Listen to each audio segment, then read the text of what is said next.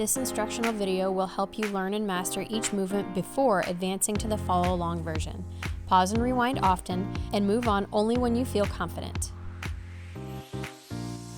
Welcome to week 1 of Primal 7's lower back series for generalized low back pain. I'm Jenna Ellis, physical therapist for Primal 7. The purpose of this series is to improve spinal flexibility, re-educate the muscles surrounding the lower back, the core muscles, and hips to engage properly, and finally, putting these together to work on achieving full range of motion of the spine with proper movement mechanics. In this video, we will use 6 exercises to increase flexibility and strength of the lower back. Our band will be set at mid-shin, the rings will be locked, and the safety covers for the band release levers will be pulled all the way up.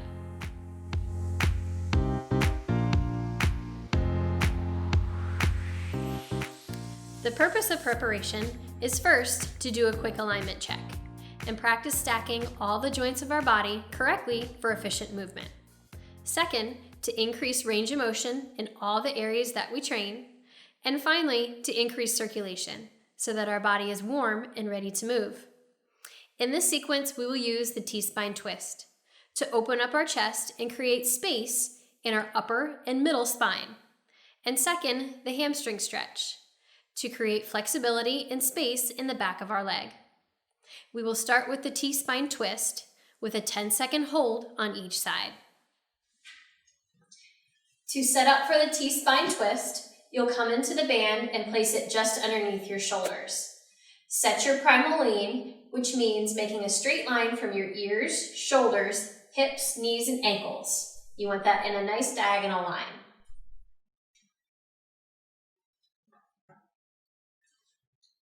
From here, rest your hands on green.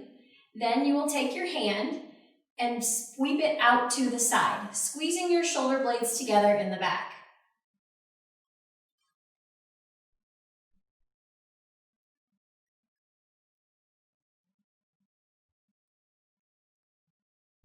We want to see a 10-second hold. After your 10-second hold, you'll switch to your left side. When you sweep your hand off to the side, make sure your hand stays about shoulder height. Also, make sure that your butt and tummy are squeezed nice and tight and that your hips aren't sagging back. We want you to stay in your nice line. After you've done a 10-second hold on each side, you'll stand back up and then walk to the door, face away from the anchors, and you'll be set up for the hamstring stretch.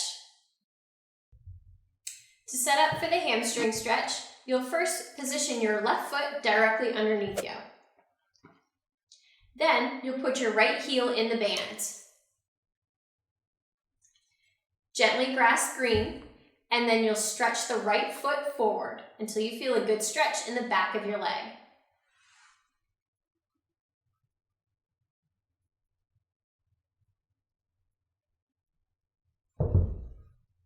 It's helpful to pick something about 10 feet in front of you to balance and look at. After you're done, you'll pull your right heel in and then switch to your left side. We'll repeat this for a 10-second hold. Also, when you're doing this stretch, if you start to feel unbalanced, first bend your knee and come back and regain your balance. If you need to, take your foot out of the band, regroup, take a deep breath, and then try again. After you've finished with the hamstring stretch on both sides, you'll either go back and do a second round of T-spine twist, or you'll reposition the band at the base of your chest and walk out until you're set up for the hip hinge.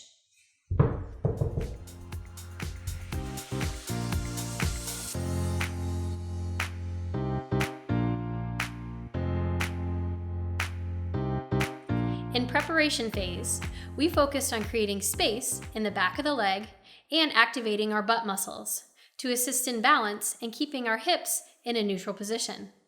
In this training section, we will focus more in depth on activating certain muscle groups and holding them in a new position. Our goal is to learn how to maintain alignment as we explore new motions. In this sequence, we will use the hip hinge to learn how to properly activate the lumbar spine muscles and our hip muscles. And second, the bridge, to continue to learn how to activate our glute muscles to be able to support the lumbar spine. We will first start with the hip hinge and we'll hold it for 10 seconds. To set up for the hip hinge, you'll walk the band out and then place it around the base of your chest. Your feet will be about hips width apart and you'll come into your primal lean.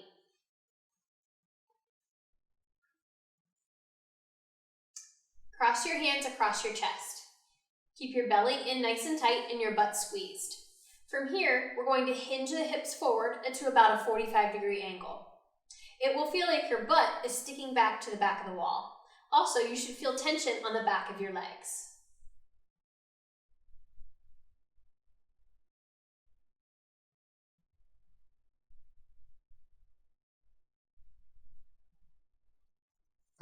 When you're doing this, make sure you keep your chin tucked and your abs in nice and tight. If your abs go slack, it will cause your back to bow a little bit too much. We want you to keep it a nice flat diagonal line. After you're done with your 10-second hip hinge hold, you'll come out of the band and lay flat on the ground. Scooch forward and put your heels in the band. Then you'll be set up to start your bridging. To get set up for the bridge, you'll lay flat on your back with your knees straight. Then you'll put your heels in the band. It's helpful to place your heels about hips width apart for extra balance. While you're in this position, keep your abs zipped up nice and tight and squeeze your butt. From here, you'll lift your hips up off the floor just until your body is parallel to each other. You don't want to overextend.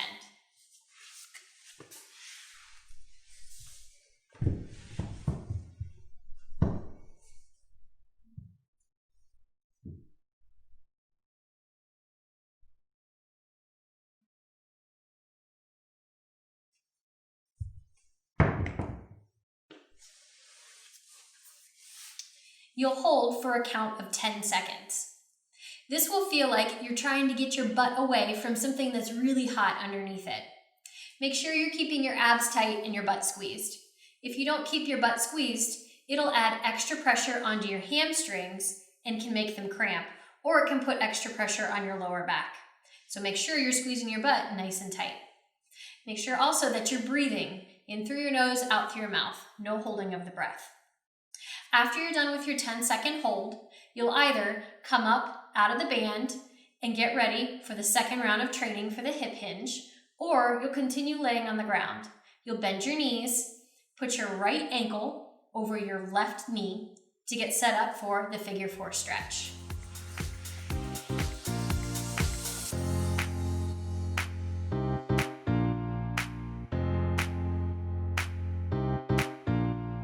The purpose of restoration is to cool down and to give the muscles a chance to relax.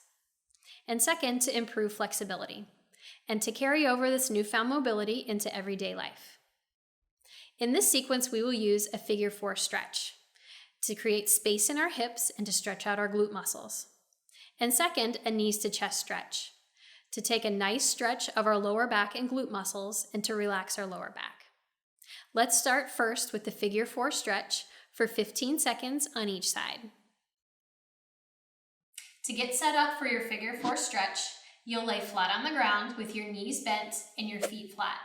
You'll cross your right ankle over your left knee and then gently push your right hand out on your right leg. You should feel a stretch in your hip. If you already feel a stretch even without pushing with your hand, that's completely fine. You don't have to push with your hand. We'll hold this for 15 seconds, and then we'll switch to the left side.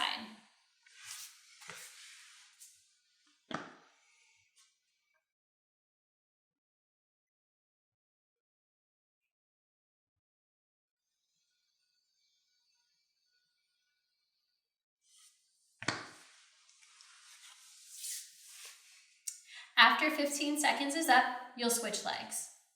This should feel like a gentle stretch in your hip. If you feel at all like it's pinching or it's not stretching in the right place, bring your leg down, shake it out a little bit, and then retry again. With each breath you take, try to push just a little bit further into that stretch, breathing deeply and easily. After you're done with both sides, you'll bring your both feet back on the floor. Then, bringing your hands either on top of your knees or behind your knees, you'll hug your knees into the chest and you'll be ready to start your knees to chest stretch.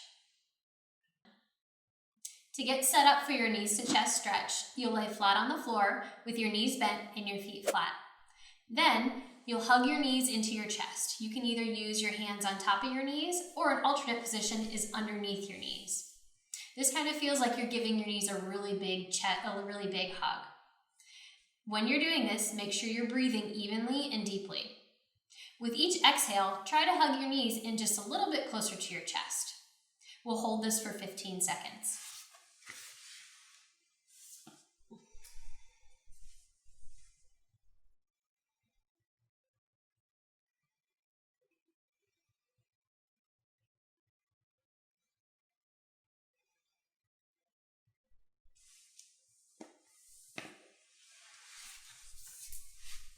After you're done with 15 seconds, you'll either stay on the floor and cross your right leg over your left knee and get set up for the figure 4 stretch again in round 2 of restoration, or you can sit on up, take a deep breath, and you are finished with this week's workout. Great job, and I'll see you next week. With the restoration complete, take this time to gently twist side to side and see how your lumbar spine moves and feels. Were you able to move a little further with less pain, or do you feel less tension? Over the course of this next week, be aware of how your spine is bending as you go through everyday activities. Make sure you're zipping your abdominals up tight and you're using the hip hinge that we learned this week. Avoid flexing your spine too far forward, and make sure you don't become lazy in your movements. The more we can activate and build muscle memory, the easier it will be in the future for our brain to remember how to move properly. Our emphasis today on static holds and flexibility is priming your lumbar spine and your hips for the next level of training. And it's also reducing the stress and strain from bad posture and improper lifting techniques. In the next part of the series, we will focus on using the skills we acquired in today's session to maintain proper alignment as we access new ranges in your motion. Remember, you can return to any part of this series at any time you need. The focal points continue to matter regardless of what modes of exercise you're using, whether it be in the Primal 7 unit or anywhere else. Great job today, and I'll see you next week.